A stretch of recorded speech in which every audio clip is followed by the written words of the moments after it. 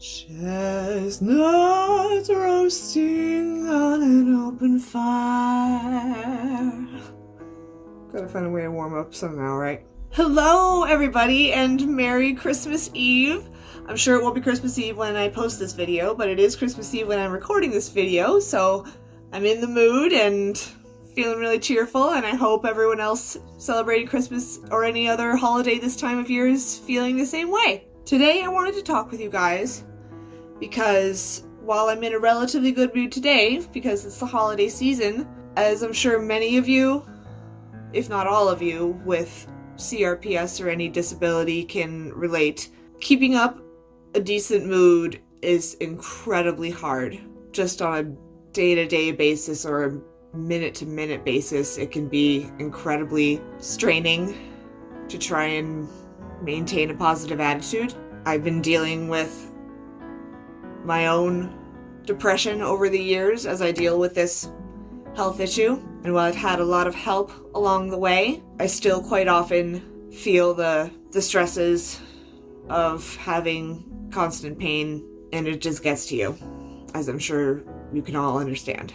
So what I wanted to share with you all today is the way that I sort of pep talk myself throughout the day. There are three main things that I say to myself to get myself through the day, especially if I'm having a lousy day like I just described. So without further ado, here they are. Number one would be to tell myself at least, and by that I mean understanding, regardless of the pain and suffering that you feel or any injury or disability that you have, saying at least is acknowledging what good you have. So while I'm feeling incredibly yucky, burning and suffering and just absolutely miserable, I say to myself, at least I have my family.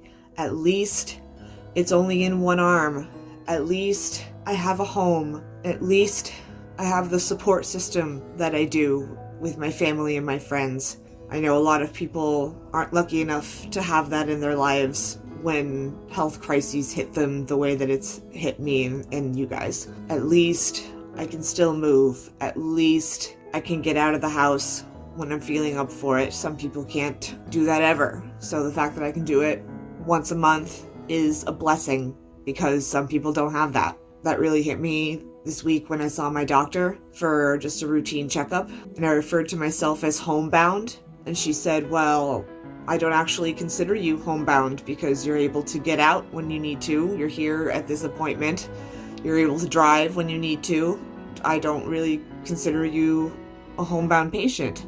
That kind of blew my mind, because most of the time I'm stuck in my bed, let alone my whole house. I can't move. I can't do anything 98% of the time. But the fact that I have that 2% to get out when I need to see friends or family when it's important to me and when I'm feeling up for it, the fact that I can do that at all ever is a blessing. And I force myself to think about those things when I'm feeling really yucky. So that's what I mean by at least. Just tell yourself how good you have it, as silly as that sounds when you're suffering from an illness or a disease. Then the second thing is to almost do the exact opposite and acknowledge how bad that you have it, and acknowledge that you are struggling every day with a disability. You need to give yourself all kinds of credit, because it's so easy to forget just why you're so much slower than everybody, why it takes all morning to put makeup on, as opposed to when I could shower and do my hair and makeup and be ready for the day in just over an hour, the whole enchilada. So I have to tell myself, come on would be how I start the sentence. Come on, you are dealing with a lot of stuff. You are dealing with more than most people do. And the fact that you can do the things that you're doing and accomplish the things that you are in any length of time, you should be really happy for yourself and proud of yourself. So you need to acknowledge the good things in your life and how good you have it, while also at the same time acknowledging the bad things and what you're struggling with and how bad you have it, because you need to give yourself that credit. I was making a gingerbread house with my dad this week, and we were putting the shingles on the roof. We were using golden grams as shingles, and he finished way quicker. He finished his side way quicker than me. And I said, geez, you're so much faster than me. That's crazy. And he's like, well, I'm working with 2 functioning arms. I don't have one arm that I don't use very often because it's not working right. And while that should kind of be like an obvious thing to me as I deal with this all day, every day, it was kind of like, doy, like, no wonder I'm so much slower than everybody. It'd be like not having this arm at all. I hardly use it ever because it's so painful. So it's really just one-handed jobs for everything. So acknowledge the good that you're working with and acknowledge the bad that you're working with. Remember, while you may feel behind everybody, not always, but I quite often feel like I'm behind the 8 ball while everyone else in my life, my friends and my family, are moving on and moving forward and taking the steps in their life that most people my age take.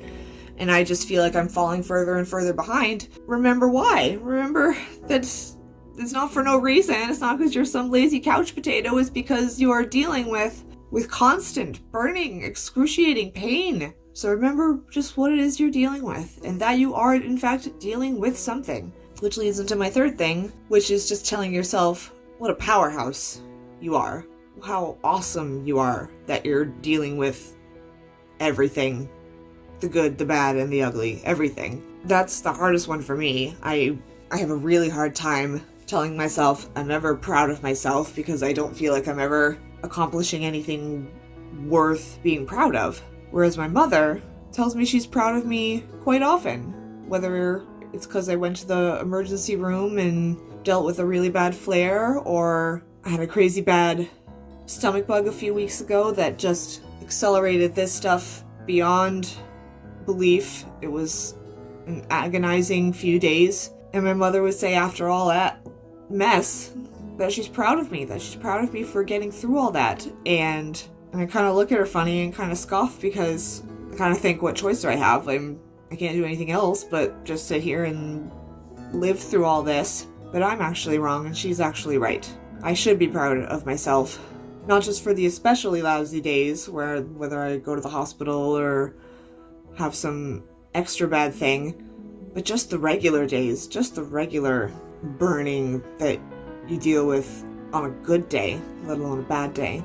You should be so proud of yourself for getting through every second of every minute of every day. We're talking 42 out of 50 on the McGill University pain scale. That's higher than non-terminal cancer, higher than giving birth with or without medication. It's higher than amputating a finger or a toe without medication. That's what you and I are dealing with all day, every day. That's what a badass you are. That's how awesome we are for just sticking it out and taking each day at a time. You are stronger because of this. I know I certainly have experienced and survived more things than I ever thought possible, and that's what gets me through my day.